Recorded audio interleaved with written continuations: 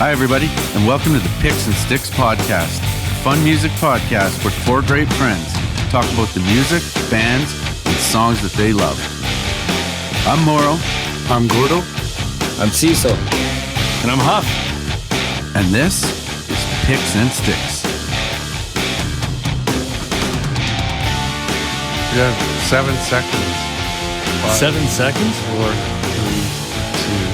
3, 2, 1, go. Welcome, everyone, to Picks and Sticks. Great to have you with us here today. Some exciting news. Very exciting news, boys.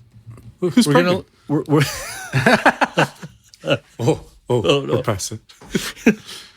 Yeah, exactly. We're building a studio. We're letting the cat out of the bag. We've hit the big time. We found a tremendous location, and Mauro, why don't you bring us up to speed? You know what? We're gonna start a new section that we'll drop in every now and then. We're gonna call it "Is it done yet?" So, Mauro, is it done yet? Well, Gord offered to do the design, so we haven't started. We're passing the buck already. We're waiting on design. So we're waiting on design, and it's over budget. I get it, which is typical. I offered over time and over budget. Yeah, and I'm sorry to interrupt. I was just saying, it was nice you'd offer design because I offered to store all of Mauro's guitars and amps and drums and anything fun. That's awfully kind of you. Anything fun. You just wheeled in there with the U-Haul? Did you rob them blind? No, Am I coming to your house now to jam? What are we doing? I tried, but I got distracted. No. Oh, actually, I offered the drums to Gordo, but I think that Huff should take them. Gord, you still have your kit, don't you? Yeah. Gord has You don't drums. need 2 kits. And Cecil has drums. If you want to grab them, you should grab them, dude. They're unreal. And you can practice for 3 months. There you go. Because we'll be recording our first single. Second cat out of the bag. Oh Christ! There we go. Hey, are we going to press that on vinyl? Is that a limited release EP or something on vinyl? There's a local place that'll do that. They'll press vinyl for you. Really? Yeah, in town here. No shit. I'm dead serious. Yeah, so hopefully we'll be in the studio June. All right. There has been some teardown, so think? there has been some action. There's been some demolition. We've got some early schematics, and we're working on the final design here. Oh, it's gonna be exciting. So I'm looking forward to it again. Hopefully the timing will be good. That this coronavirus bullshit will be over. That I think. Although I'll admit, I do have some concerns about getting 4 donkeys in a room to record a podcast. Mm-hmm. Even though I think we've done a reasonably good job at faking it, and hopefully the listeners were unable to tell that we're all in 4 separate locations. But I don't know. You better put a fridge in there, Mauro. I get the feeling that there's going to be some brews going. Oh yeah, there's a fridge. All right, that's good. And once we get closer to and a bathroom. Yeah, might need a shower too in case someone shits their pants. You never know. You never know. Anything's possible. That'll be all of us. You're gonna have to ventilate that thing so in case Cecil accidentally rolls a doobie or something. Just by accident. It happens. You know what? It just fell into the paper.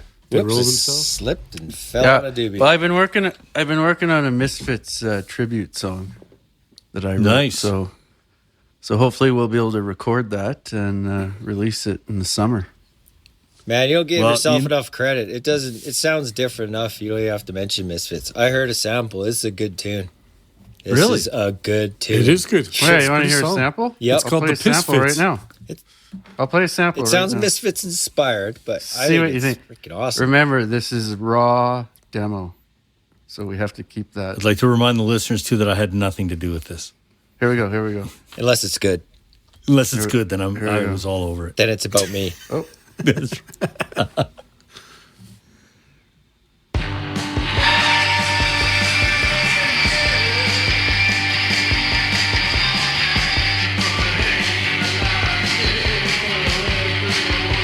kind of hard to hear. We're playing it through some piece of shit Samsung.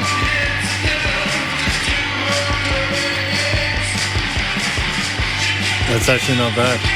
Is that the new theme? Is that the new theme song? Let's wait. It gets better.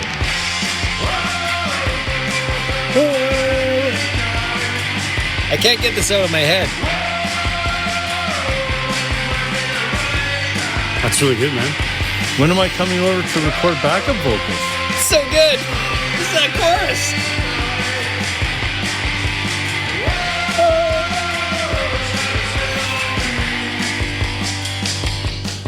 That's the demo. All right. Well, that's the world premiere. Have you got a name for it? It's the piss I don't have a name. I don't have a name for it. I need the chorus. The I need the fist lyrics. I need the lyrics so I can sing the chorus. Oh, the lyrics are I amazing. need the lyrics. I think the lyrics are. Oh, but then he says something at the end of that. Yeah, and well, that's the great thing. You know what? The great thing about copying Danzig is you can't understand what he's saying half the time anyway. And with that old Misfits stuff, the production is so shitty. It didn't sound a whole lot different than Mauro playing it out of his phone through a microphone. Really did. Basically, let's face it, it's pretty much done, Mauro. You just got to press it on the vinyl. Here we go. Let's see what you think. So it's whoa. She comes out at nighttime. And then, whoa, this might be the right time. Whoa, it's going to be a late night. Ooh, saucy. Whoa, she's got a spell on me. Nice. Mauro, Da, da, da. the lyrical genius. You're practically John Lennon. You're fucking putting it together during you're really I told grilling you. during the COVID times. Summer release, Picks and Sticks. All right. Well, so then I'm guessing then what we're going to need to do when we get into the new studio is just do a Misfits episode, whether it's an album review of the debut album or something. I think we at the very least owe you that. That should be the debut episode then. Yeah. Agreed. Maybe we'll do that live from the. I don't know. We'll come up. We need a sponsor. Let's try it from the. I don't know. I don't want to say anything out loud. We're not giving out free airtime, but We should get a sponsor. Who's We paying need for a all this sponsor. shit? yeah. I don't know. I don't know how I fell in love with the Misfits because all their recordings are terrible. They're awful. It's like like they they- did it in a garage with a tape recorder. It's like you just rip bands for guitar's too simple. Recorded shitty, and then Yeah. you like the Misfits. It's like these are the poster children for shitty recordings. Yeah. Yeah. You know what? That's a very valid point. Yeah. So anyway, so that's going to happen. But speaking of great albums, the opposite of the shitty albums in terms of sound and production and all that. Today, we're hopping into the Picks and Sticks time machine. We're going to talk about that debut album from Alice in Chains. It's called Facelift, and we did it as the thing went out as the 30th anniversary, and then when we actually dug into it, it was released at the end of August of 1990. So in true Picks and Sticks fashion, if I could draw the parallel that normally we have 11 songs on our top 10, we've got 31 songs in our 30th anniversary. So I think that's totally legit, right? Mm-hmm. So 31 years. Can you believe that it's been 31 years? I cannot. That is insane. Isn't that crazy?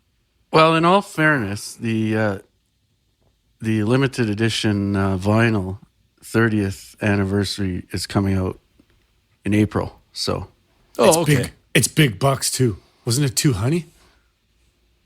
it's I think 200 US. Oh, it's 200 US. I'm About assuming that's a 8,000 pre-order. Canadian. Is that gonna? What's that in rubles? Are you? Can you pre-order it, or is that like a record store? You know, they have record store day. There's one in June. There's one in. Oh, if it's coming out in April, then I answered my own question. I'm just trying to figure out how we're gonna get our mitts on a copy. Well, I've pre-ordered, so You did pre-order it? Good for you, buddy. I think it's going to be hard to get your hands on. Is it orange vinyl or anything cool like that, or is it just what's in it? Do you know? There's a ton of shit in it. I can't even remember exactly. Just historical stuff, booklets. Books, there's a CD, there's unreleased stuff, I'm assuming, or demos or something. maybe a little bit, yeah. Yeah. Little bag of heroin.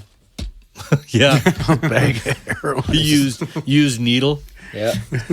In a death certificate. Some Godsmack.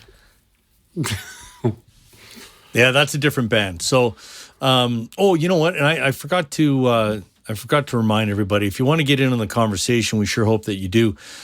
Email address is picksandstickspodcast@gmail.com. You can also follow us on Instagram, Picks and Sticks Podcast, and also now on Twitter at Picks and Sticks 2. That's the number 2. Don't ask me why it's Picks and Sticks 2. Just shut up and just follow that account. And Mauro will send out some absolute gems of wisdom, and there'll probably be some Misfits footage. You'll probably get some Jerry Cantrell love in there too. Oh, Jerry! Those kinds of things. So already done. Yeah. So Sweet. the band at the time, it was Jerry Cantrell lead guitar, and I would also say lead vocals. And I never, again, we'll go back. I never thought of this band as a band with 2 lead vocalists. Like, we talked about a couple of them, whether it's Pink Floyd or whatever, right? Jerry Cantrell does do a lot of lead vocals. Lane Staley, obviously, lead vocals. And then Sean Kinney on drums and Mike Starr on bass. May he rest in peace as well. Him and Lane have passed. So 2 of the 4 guys on this album are no longer with us. Mm-hmm. I'll throw this out there. Interesting to me as I went through the history of things. In my mind, the timeline got scattered. That I've always thought that Nevermind from Nirvana came out first, and everything else kind of followed. But the reality is that Nevermind was the first one, I guess, to crack into the mainstream and perhaps pave the way for others. But this album was out before Nevermind. Well, there was probably, just in my mind, 4 pretty iconic albums in the early 90s. The Soundgarden one. They were, Bad Motorfinger, Yeah. which was 1991. Nevermind. I thought that was 90 Nirvana. as well. Was it 91? Okay. 1991 for Nirvana, and Stone Temple Pilots Core, which was 1992. So I'd forgotten that this came out, right before those. Would you? Sorry, if you're going to 1992, would then you not talk about Dirt? Because Dirt was 92, and for a lot of people, that is their best album. Yeah, for sure. I don't know if it's their best album. As I went back, because I don't listen to the older stuff as much as I listen to the newer stuff now. Okay. As I went back and listened, I was, in my mind, Dirt was the best album. And as I listened to this more and more, just to get, ready for the podcast, this could be my favorite. It's unbelievable. Yeah. It is. I mean, to go back to the kind of the timeline, I was thinking about this the other day too, and I had some friends that are always like on the cutting edge and find the new stuff. So there's no credit to me for finding this, but I remember distinctly hearing Louder Than Love and Bleach right around the same time. So it was well before Nevermind came out, and I really enjoyed those 2 albums. And then within 2 months of me listening to those guys, this album came out. And I was drawn to this huge because as much as Nirvana has a bit of that punk edge to them and Soundgarden's a little Sabbathy and they got their own thing going on, this to me was a metal band, right? That just happened to be from Seattle. Now they have some grunge in them, but they were a straight up metal band to me without the glam metal and the hair metal, right? They were a true to form metal band. And I absolutely love this album from the very first time I heard it. It's funny you say that because I read they were on, and it would have been around the time that this album came out, but they opened for it eventually became like the Big Four tour or whatever, but it was Anthrax, Megadeth, and there was another metal band. I don't remember who it was, but they were on that bill as kind of the opening act. Yeah. And then there was an article from, I think, 2017. Ozzy listed this as one of his 10 favorite metal albums. Yeah. Which is interesting because like you said, I think a lot of people would put this in the category of grunge, or at least maybe because the band has been put into that category, but maybe it's more metal than grunge. Where are you at with that, Cease? I don't know. I just despise that word grunge and alternative. Yeah. When those come around, it was just horrible because there's no reason. It was like rock and roll was finally good again. Like, it was amazing that resurgence, hey, with all those, with that early 90s. And then it's like people try, well, what, I guess probably try to make more dough off it or something. Like, why bother changing the name? It's all just rock and roll, right? Hard rock, metal, you know, like you can't really. Yep. I don't know. There's other. Yeah. I could see like rock and roll, hard rock, heavy metal. You can kind of separate those better than grunge or alternative. Like, those make no sense still. It's under the same thing. Yeah, that's a good point. So I got. Yeah, that's a good point. This album, sorry, go ahead. Oh, I was just going to say, just for my listening experience, so I get it in. It was weird because this time around was the exact same time the first time I listened to them. I didn't realize it till a couple days ago. Like, my sister bought me this tape when it was brand new. No one ever heard of them. Like, and I hated the name, and I listened to it, and it's hard, but it was like just like nails scratching on a chalkboard to me. Like, I felt like the face. Didn't like it. I felt like the face on the album when I listened to it, but I gave it a few shots. I gave it a few shots, and I didn't hate it, but it just didn't stick. Yeah. And I shelved it for a couple years, and then it was. I had a moment. I was on a hockey tournament on the highway, going to a Detroit Pistons Sacramento Kings game. Saw Spud Webb play, and nice. The American radio, way better. The song "The Rooster" came on, and it just gave me like fucking goosebumps, and like just chills down the spine. Like, it was heavy, and the whole team was in the van when that song came on. Just everyone else kind of picked up too, just went silent. It was like, what fucking song was that?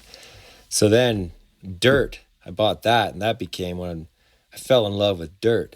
And once I got listening to Dirt, I went back, and then I liked Facelift. Listened to it a whole different way. So then and then this just happened again. I found this too depressing and dark. I'm like, I can't. I like more happy shit now and maybe mellow. Couldn't do it. I couldn't get into this the whole time till a couple days ago when I played Dirt. And I got a little binge listen on Dirt. And now the same thing happened. The last few days, this sounds amazing. I fucking love this album again. They're like Dirt's your gateway drug. Yeah, it's such a different sound. Like, I'm not used to like the fast verse to a slow chorus. You know what I mean? Like the song Sunshine, it's like rolling music, it's going, and then the chorus slows down. Like, usually songs the opposite, you know, it's like slow. Yeah. I don't know, like more of a built up chorus. It's yeah. But, you're right on, man. Anyways, that's my list. That's how it went for me. And now that's interesting. Fuck, man, Dirt's really, it's really sounding good. All of them is now. Alice in Chains. That's next. I'll shut up. Oh yeah, no, that was. You know, I've heard your story quite a few times from people that got into Alice in Chains. They didn't know this album, or they didn't love it, and then they heard Dirt and then went back, kind of like Nevermind to Bleach. But I think I'm one of the few that I heard this, and the very first song, "We Die Young," just gripped me. Like, I still consider that one my favorite on the album. Who is this scary? Anyways, yeah. It's just, I don't know what it was. How does that start out again? Scary. Ooh. On the road. You know what I was thinking about this, because you were saying it earlier, Huff, about the first, 7 songs. I think every song on here is awesome. But every song, like they start every song so like in your face. Like, it's just like the riff's good, or the opening line of the vocals or the lyrics are unbelievable. Like, I noticed that more as I was listening to it. Like, they catch you right off the hop. And the first song, like you said, the first song on the album, "We Die Young," is just like boom. It's a great riff. Yeah, like it's. What's your favorite? It's a great riff. Mauro, what's your favorite songs on that one? On Facelift? Yeah. Oh, man. It's so hard because whenever when the next song comes on, I go, maybe this one's my favorite. Maybe this one's my favorite. Yeah. And then you get to Love, Hate, Love, and you're like, oh, maybe this one's my favorite. And that's the 6th song. And then, It Ain't Like That. Good tune. Like unbelievable. And then Sunshine is sneaky, sneaky good. So the further you get into it, the better it gets. It's like, it's unbelievable. So you're not going to answer the question then? I'd say the one. They're all Sea of Sorrow probably is the one. Sea of Mauro. Go-to hilarious. I love Sea of Mauro.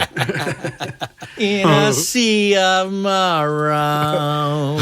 Huffman, you made the comment prior to recording. The first 7 or 8 songs on this are I'd put them up against almost any album in this era. Like it is so strong. Forget even, and it's hard to talk about music in different eras or different genres, and we certainly don't know them all. But we'll call it in the rock and roll type world, if you will. I would put those first 8 songs up against any debut album, right? If you're like, this is a debut album, and those. Now, some older debut albums might only have 8 songs, but in any event, I mean, those 8 songs or 7 songs, whatever you want to call it, like this album just rolls. And it's funny that I don't remember when I first heard it or when I got into it, but this was an album that I really, really loved. Listened to a lot of it with Rob Bridge, a buddy of mine that was shout out to Rob Bridge out in Vancouver. Bridge was a big Alice in Chains guy. We used to listen to this in his satellite all the time. He had that big land yacht. That thing was like driving a waterbed. It was just all over the road. Like if the wind was blowing, we had this big tank of a thing. We're listening to Alice in Chains. But he was that guy. But I always found that I listened mostly to those first 8 songs for whatever reason, and then. When we were going through this, we started listening to this a couple weeks ago. I really, in some cases, it felt like I was listening to the last, 4 songs for the first time.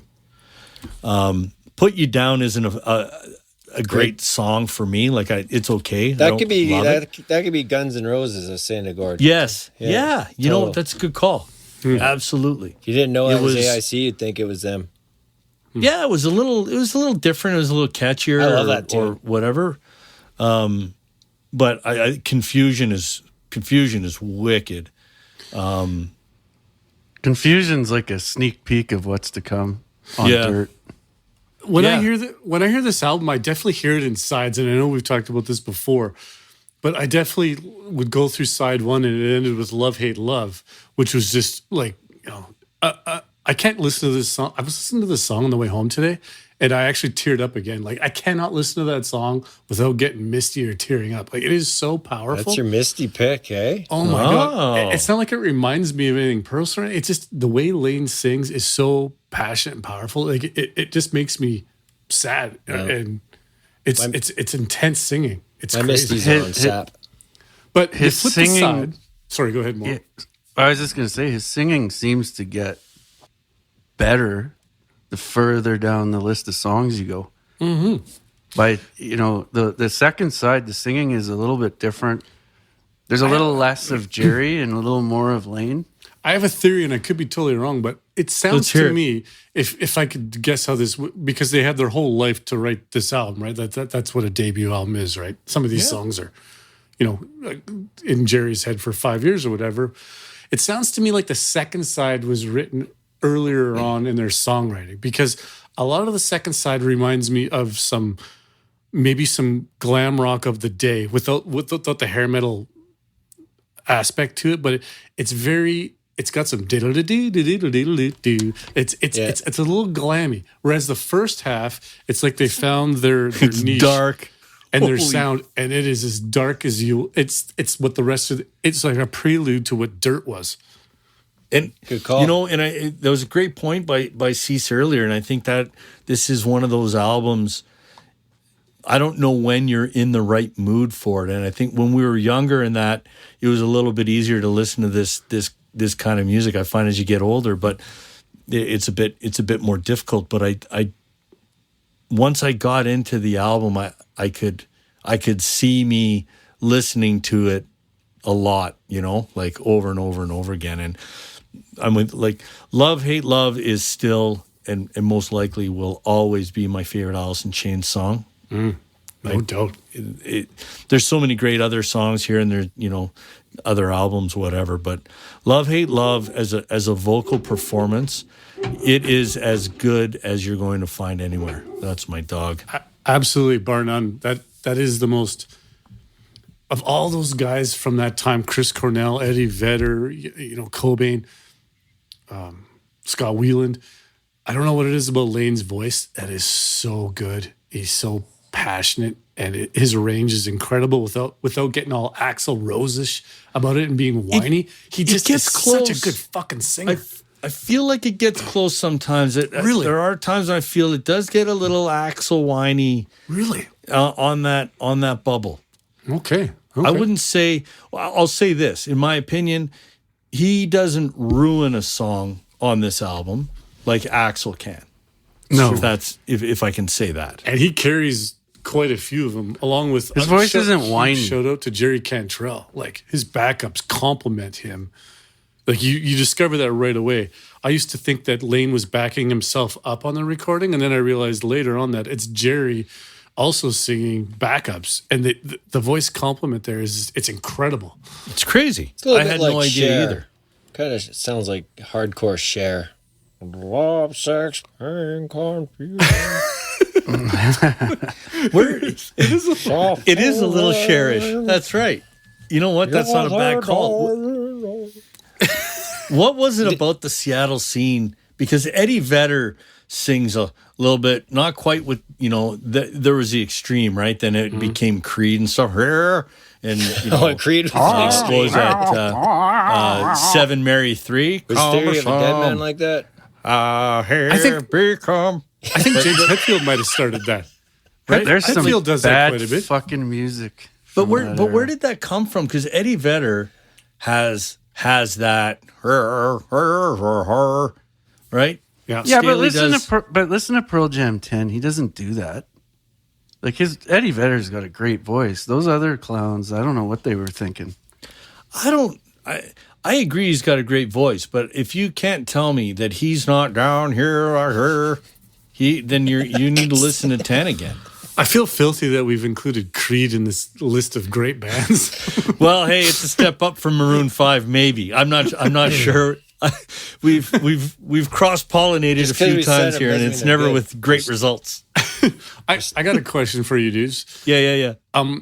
We all did a re-listen, and it for me, it was pretty powerful. Like, I forgot how much I absolutely love this album. But my question is, what song did you listen to now that you didn't maybe love as much back in the day when it was released? Sunshine. That's mine too. I had no idea Sunshine. It was okay at the time, but it really stuck out in the last week. It used to be my jumping off point. Yeah, me right. too. That's why, like, I'd listen to the first 7, and then I'd get to Sunshine, which I didn't care for, and then it went into Put Me Down, and that's probably my least, or Put You Down, my least favorite song on the album. So I think that was my jumping off point, and that's why I wasn't maybe as familiar with the last 4 songs. Me too. And then and it was like, again, like We Die Young, and The Man and the Boss, Sea of Sorrow, Bleed the Freak, which just absolutely like, it's just boom, boom, boom, and then It Ain't Like That. And then the next song came on, and I was like, oh, I don't really quite remember this song. And I listened to it. And then I listened to it again and turned it up. Yeah. And listened at a really nice listening level for metal music. And I was like, how did I miss this? That's exactly what I thought. Yeah. It's funny you say that. It validates. I was kind of like, maybe you guys are going to think it's crazy, but that song is completely different from I remember it. What do you think, Mauro? I agree. Sunshine is such a good song. Did you like it back in the day as well, or was it? You know what? Kind of a new revelation. I'd get to It Ain't Like That, and I'd kind of tune out a bit. Yeah, that's what I did. It's crazy. That's funny. But but Sunshine is phenomenal, and then Confusion is so underrated. It's such a good song that I didn't listen to much. Mm-hmm. I appreciate the second half of this album about 10 times more than I did, back in me too the 90s. What about you, Cease? I was obsessed with this one, Dirt, Jar of Flies, and Sap when I was younger, so it's all like back in my hand. I know it was good, yeah. But all the lyrics started flooding back to me. Yeah. My my cream-colored van saw or heard a lot of Alice in Chains, like Julian, Wally, and then another guy, Dave. The four of us. We were all four of us. Like I was like weirdly obsessed. Like once he broke through that wall and started to like him, it was like they're the only band I listened to for a while. Dude, was there anything on this album this time around that when you listened to like a particular song that popped out at you and said, geez, like this is way better than I remember it? Or were you just listening to so much of that shit you knew it all? Yeah, I did. So I'm listening to so much of it. What first 4 or 5 songs I couldn't get into. I was feeling like they're too depressing for me. But again, the other thing too is I read the lyrics. Like you hear some, like it's not just like wallowing, depressing, whiny words. Like his phrasing is freaking good. Like the lines. Like even though I don't quite understand, what the song may totally be about, you don't have to. He's got, again, good way of putting the words together. So. Mm-hmm. That's freaking hilarious. You talked about your van. I did a lot of drugs listening to them. I bought this album and I threw it into my van's cassette deck. My blue Ford Econoline, the blue van. We used to drive around, smoke cigars, and other things. But when I think of my van, I actually think about this album and Bad Brains, but mostly this album. Bad Brains.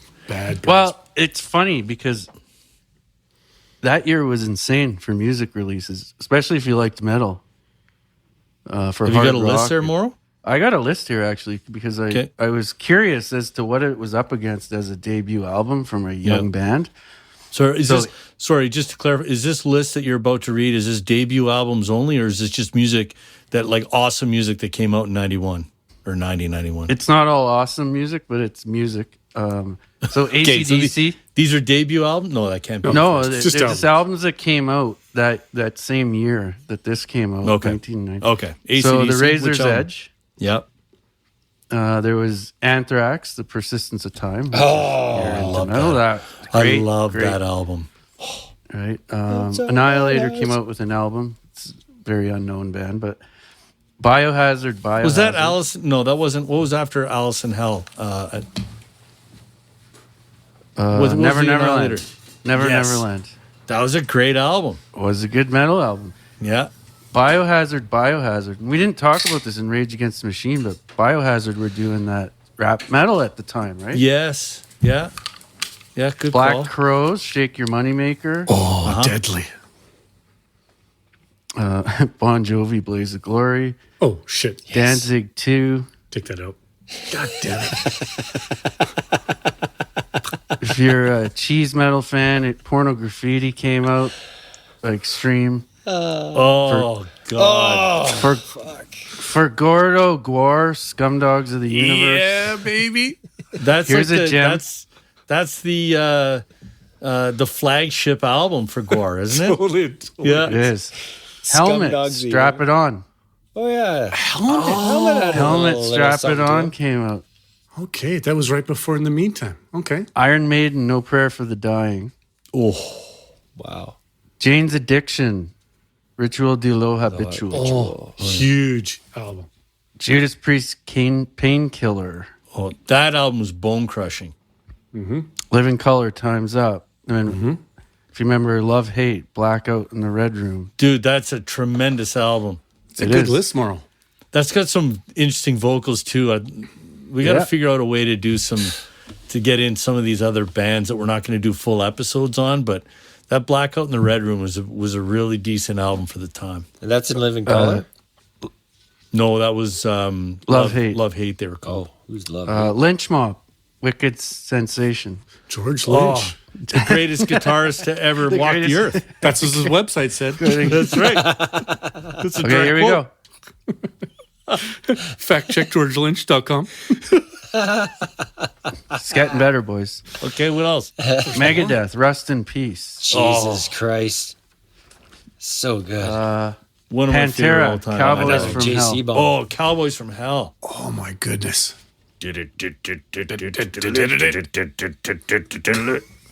Prong, Beg to Differ. I forgot about fans. Prong. Queensryche, Empire. Oh, they were in their fading days Hell there. no. Fuck that. I listened to a lot of Queensryche at that time. I'm very familiar with that album. I'm sorry. I must confess. Oh, sorry, boys. I hit a raw nerve there on the Queensryche. I wasn't expecting that. For you Sacred Reich fans, The American Way came out. Oh, I love Sacred Reich. I love Sacred Reich. Right? See, I'm telling you, this was a good year for metal. Slayer, Seasons in the Abyss. Jesus. That was awesome. Massive. Yeah. Wow. Oh, That's and this gem, unbelievable. Soundgarden, Screaming Life, FOP EP. Yes. It's the best one. Oh, here's another one. Suicidal Tendencies, Lights, Camera, Revolution. Oh, that might be if not their biggest, Jeez, second take biggest. me back. What year are you going back? Anyway. 90? Warrior Soul, Warrant. Garbage. This list is endless. I don't want to go great through video. anymore, but It's that interesting. year was crazy. It's interesting how many bands from that era respect Alice in Chains too. Like Metallica often talks about how good Alice in Chains is and how much they really, really were into them. Can we do a best of 1991? Best of 1990.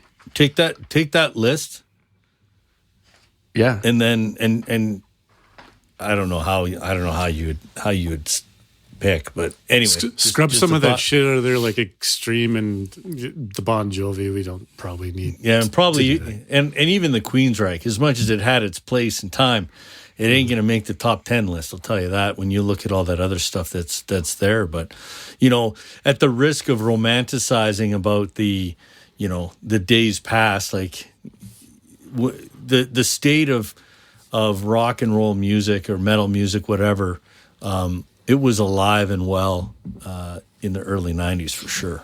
Well, these guys, for me, bridged a gap between hair metal and the other metal. Because I was like, hair metal was like cheesy. Yeah, a little light. And then a lot of the other metal was like super really heavy. And this was kind of like a blend. It kind of blended the melodic. It had the good vocals. It had the heavy guitars. It slowed it down a bit. It was a little Sabbathy. And when it came out, I was like, oh, man, these guys are so cool. They're doing it so differently.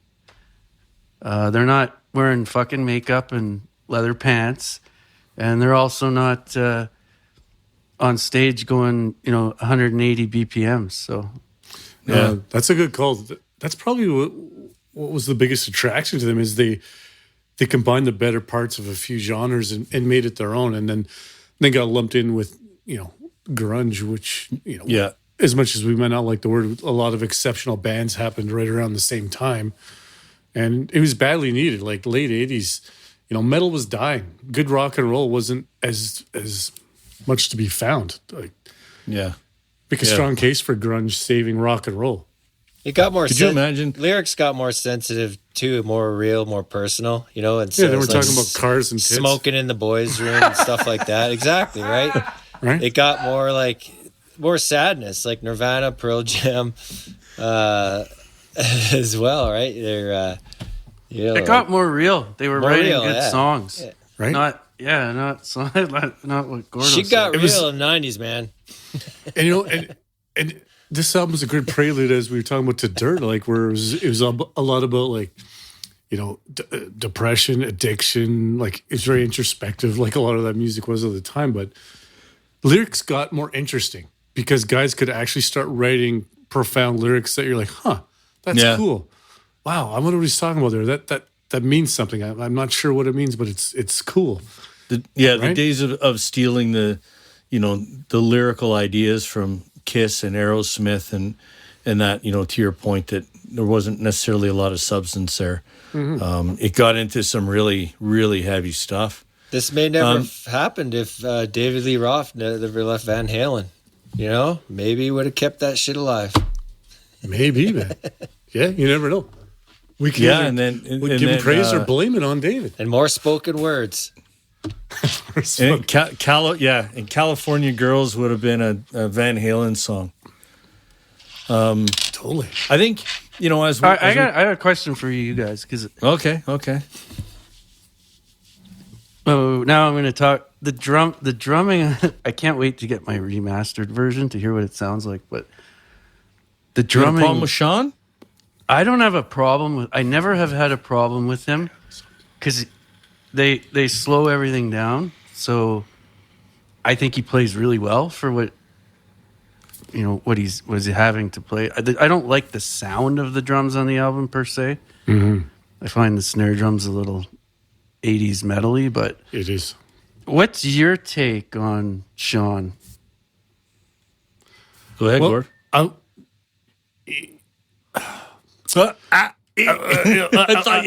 thought you had a thought. I have a lot of thoughts all at once. Okay, where to start? So where to start is when they recorded this album, Sean Kinney had broken his hand. I'm not sure how, but he broke it, and he was really worried that he wasn't going to be able to play on this because he was totally casted up. So they called in, I think, Mother Love Bone's drummer at the time, and he initially started playing on Facelift. Then they had some sort of problem. I don't know if it was money or studio or what, but they had to delay it a few weeks. In that time delayed, Kinney was like, I got to play on this album. He cut his cast off. So he cut it off, and while he was recording his tracks, he had a bucket of ice beside the drums because his hand was still broken, and he kept icing it. And he's like, there's no way I'm missing my opportunity. I have to play on this album. Now, having said that, that's tremendously brave and awesome, but Sean Kinney's probably my least favorite drummer of this time. Like, he's very straight ahead and he's okay, but he's not that innovative. He's not doing anything special. And as you point out, the sound's not great. He's not like Matt Cameron from Soundgarden. He's certainly not a David Grohl. I think he holds his own in there and he does what he does, but I don't know if he adds a lot to me for Alice in Chains. He's the guy that had the connection, the drug connection. So they had to have him in the band. Or he owned the van, right? The very first van, so get to the gig, right? Now I've seen him live, and he's okay live. His mom let them jam in their basement. Yeah, but is it maybe? And I'm glad you asked the question because I was going to ask you more because I said kind of as we start to wind down that we certainly want to give you the opportunity to blow Jerry Cantrell because I know he's one of your favorite guys. But is it Jesus. When you look at the band, so it's a 4-piece band, and knowing that Staley played a little bit of guitar here and there, but with Staley's voice and the harmonization stuff that they do with the vocals and Jerry's guitar playing, would it be too much if you had a really innovative drummer, or would it not have taken away from that, do you think? I don't know. I always liked Sean Kinney. I always liked his drumming. He doesn't get in the way. He doesn't get in the way of anything. Exactly. He doesn't overdraw. And we always use Lars as the example. He doesn't overplay it. And when you overplay it, then it becomes too much and it's distracting. And I love how he uses the toms. He uses the toms uniquely. He does, and I'd throw out No Excuses, which is on an EP in a few years after this, as some of his best drumming. No Excuses, amazing drumming. And that song "Sick Man" too's got a good beat on Dirt. Yeah, absolutely. So he stays in his lane, so to speak. You're right. He doesn't get in the way of. He doesn't get in the way of what's happening, which is Lane and Jerry doing the melodies, right? Yeah. Just like the bass player, he's solid. He's not flashy, but they're good. The bass on this album is phenomenal. The bass on Facelift is phenomenal. Sorry, it's Mike Starr, right, on this album? Yeah. They've had great bass players, I think. It's funny at this era too. I'm really looking forward to the re-release. That the guitar and the bass and the vocals to me sound phenomenal. Like I don't know how you'd improve upon them nowadays, but you pointed out the drums sound dated. The drums sound 80s. Yeah.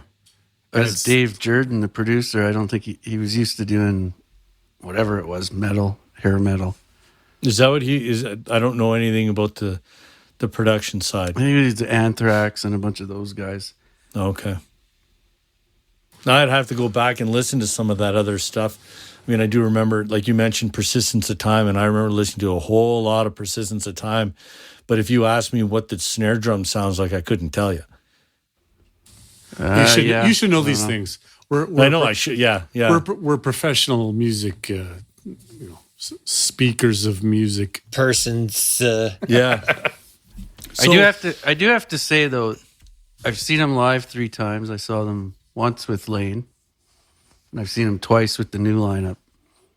And the last time I saw them, I have to put it as the number one gig I've seen in my whole life. I was with you, Mauro, on it.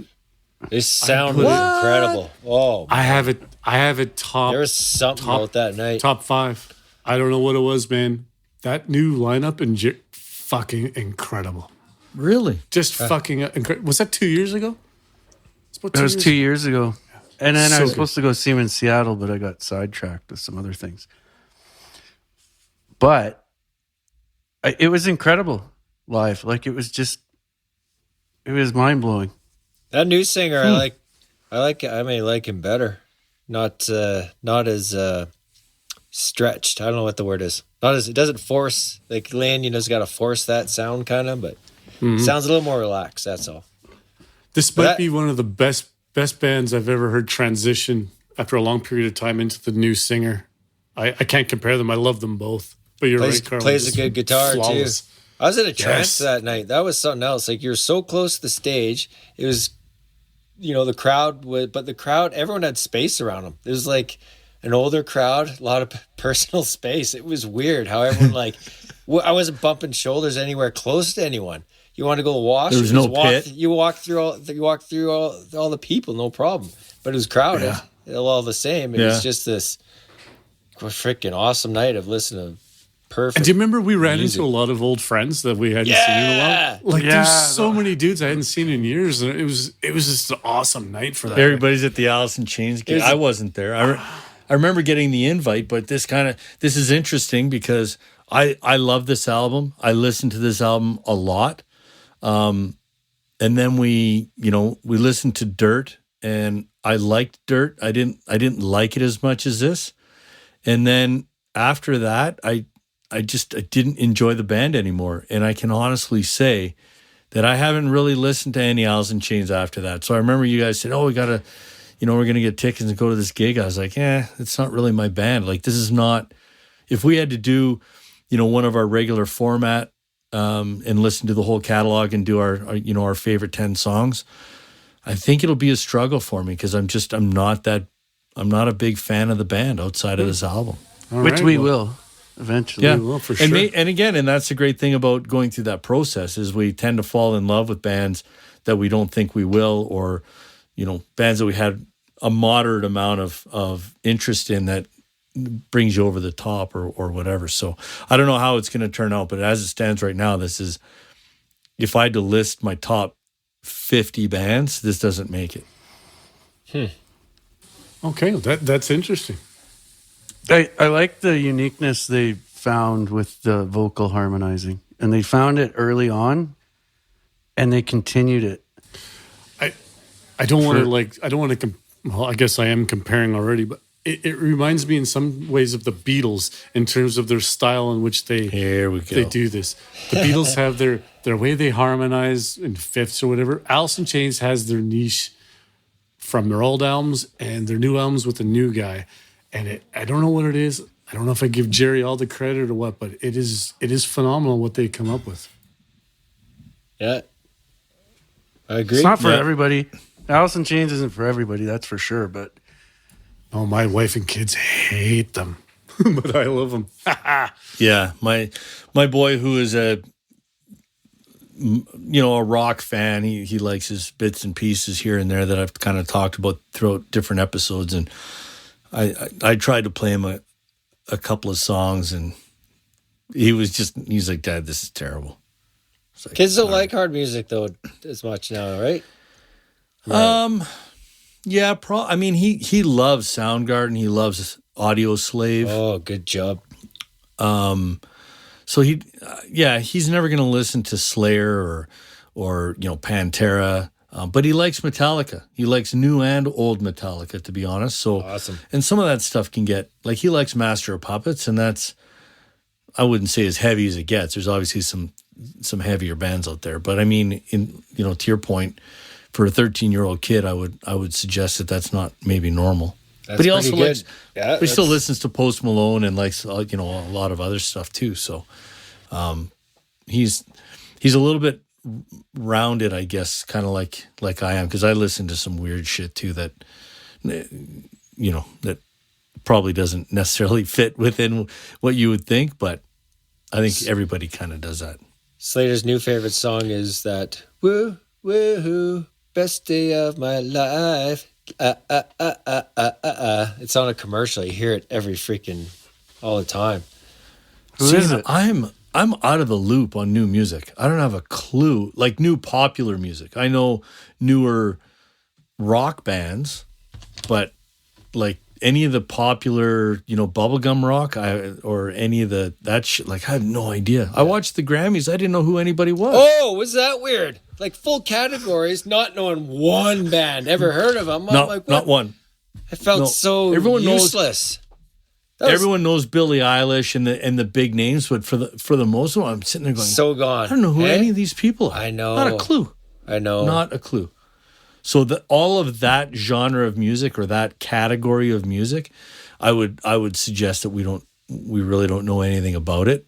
But unfortunately, to go back to the list that Mauro just read, and if we went back to, and we won't say 2020 because that was obviously a strange year with the pandemic and stuff, but even if we went back 2 or 3 years and said, okay, what are the albums that were released in 2018 from a rock or perspective, I would suggest that list is going to be dog shit. Yeah. No, nothing really good was coming out. No. We were a few gems we were stuck with hair metal and metal. And then of course, hip hop was getting pretty good. Yep. Yeah, there's some great hip hop in there. Rock and roll was non-existent. Wasn't great. And it was Dire Straits and pardon the pun, because I hate Dire Straits, but it was Dire Straits in the late 80s if you weren't a metal fan, but you were a hard rock fan. Yeah. Yep, there wasn't a lot there. So, is this the time to close up? Is there anything else that we want to say? I think we've kind of covered it all. Going once, going twice. I think that's it, man. Just a great album. Well, we didn't talk about Jerry's guitar playing. Well, I tried to, and then you started talking about something else. I threw it out there, and then you started talking about drummers. So that's on you. That's on you. He threw that softball in there, and you just whiffed. Totally. All right. All I got to say is he's fucking awesome. That's it, eh? Well, I could get into it over and over. Great guitar player. Yeah. I know you're a big fan. He still has some great metal poses. Some of the 1 foot on the speaker, hair back. Then go down the stage and then step on the other foot up the speaker. He had perfect poses. Yeah, it was good. Showmanship, man. Yeah, it was great. But he's always low key too. Like he wasn't jumping around like a bozo. He just came out and rocked it, man. I think he's a little underrated, to be honest. I do too. Mauro, you obviously think he's very textural in his guitar playing. He's not textural. He's not a shredder. Yeah, I was just going to say that.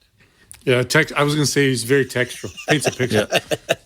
He does. It's not like if you listen to some of his riffs, they're like 2-note bends and half bends. Like they're hard to play because you're bending strings. You're not necessarily moving all over the fretboard. You're doing some unique stuff on the guitar, which it was cool to see him live because he's singing while he's doing it, which looks extra freaking hard.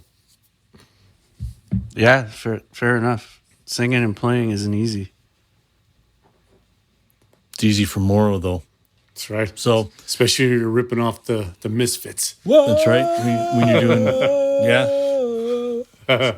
So we'll be nailing that. In the next 3-4 months, in the new Picks and Sticks studio, we'll be coming to a studio near you. So, we hope you enjoyed this episode. If you did, tell your family, your friends, your neighbors, your coworkers about it. As always, we do appreciate your support. You can email the show at picksandstickspodcast@gmail.com. We may even feature your email on an upcoming episode of Gord's Pouch. Next episode, we're returning to the 10 Great Songs format as we review the Tribe Called Quest catalog. Our second hip-hop artist, boys. Oh, unbelievable. I'm excited. Who's the first? Yeah.